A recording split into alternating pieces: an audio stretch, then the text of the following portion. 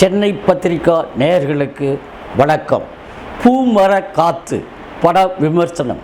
விமர்சிப்பவர் சென்னை பத்திரிகா சிவாஜி. 12வது படிக்கும் ஒரு மாணவன் சக மாணவியை ஒரு தலையாக காதலிக்கிறார். அதே சமயம் ஒரு மாணவி இன்னொரு மாணவனை ஒரு தலையாக காதலிக்கிறாங்க. ரெண்டு பேருமே படிக்கும்போது காதலில் கவனம் செலுத்தக்கூடாதுன்றது நினைவில் வச்சு காதலையை சொல்லாமையே விட்டுடுறாங்க. நாயகன் 12 வருஷத்துக்கு அப்புறம் காதலை தொடர்றாரு. ஆனால் அவர் படிக்கும்போது பார்த்த பெண்ணை காதலிக்கலை, வேறொரு பெண்ணை பார்த்து காதலிக்கிறார். இப்போவாவது அவருடைய காதல் நிறைவேறியதா இல்லையா, அவருடைய வாழ்க்கையில் என்னென்ன மாற்றங்கள்லாம் ஏற்படுது அப்படின்றத காதலோடும் பலவித அறிவுரைகளோடு சொல்கிறது தான் படத்தோட மீதி கதை. பள்ளி மாணவராக நடித்த சந்தோஷ் சரவணன் ஒரு தலை காதலை சொல்லும்போதும் கூட படிக்கிற பசங்களுக்கு அறிவுரை சொல்லும்போதும் தேர்ந்த நடிப்பை வெளிப்படுத்தி நடிச்சிருக்கார்.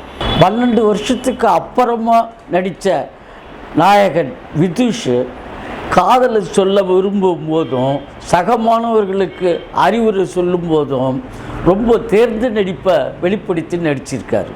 நாயகியாக நடித்த மனிஷா குறைஞ்ச காட்சிகளில் நடிச்சிருந்தாலும் நிறைவாக நடிச்சிருக்காங்க. இன்னொரு நாயகியாக நடித்த மீனா தன்னை காதலிக்கும் நாயகனுக்கு வைக்கும் சோதனை படுஜோர். அதுலேயும் பிள்ளைகளுக்கு உணவில்லாமல் ரேஷன் கடையில் போய் நின்று அரிசிக்காக என்கிற காட்சி படம் பார்க்குறவங்க கண்கள்லேயே அப்படியே நிற்கிற மாதிரி நடிச்சிருக்காங்க. தலைமை ஆசிரியராக நடித்த முனபாலா, ஆசிரியராக நடித்த தேவதர்ஷினி காட்சிகளில் எல்லாமே சிரிக்கவும் சிந்திக்கவும் வைக்குது. சிங்கம் புலி, முத்துக்காலை, சிசர் மனோகர் எல்லாம் நடித்த காட்சிகள் எல்லாமே சிரிப்பு சரவடி. ஒளிப்பதிவு செஞ்ச ஜோ கதைக்கு ஏற்ப கேமராவை பயன்படுத்தியிருக்கார். அரவிந்த் ஸ்ரீராம், ஈஸ்வர் ஆனந்த் 2 பேர் இசையில் பாடல்கள் அருமையாக இருக்குது. அதுலேயும் பின்னணி இசை ரொம்ப அளவாக இருக்குது.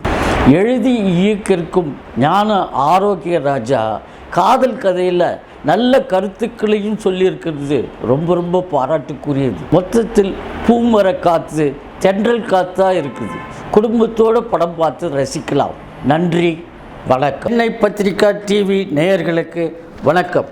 லைக் பண்ணுங்கள், ஷேர் பண்ணுங்கள், சப்ஸ்கிரைப் பண்ணுங்கள். மறக்காமல் பெல் பட்டன் ப்ரெஸ் பண்ணுங்கள்.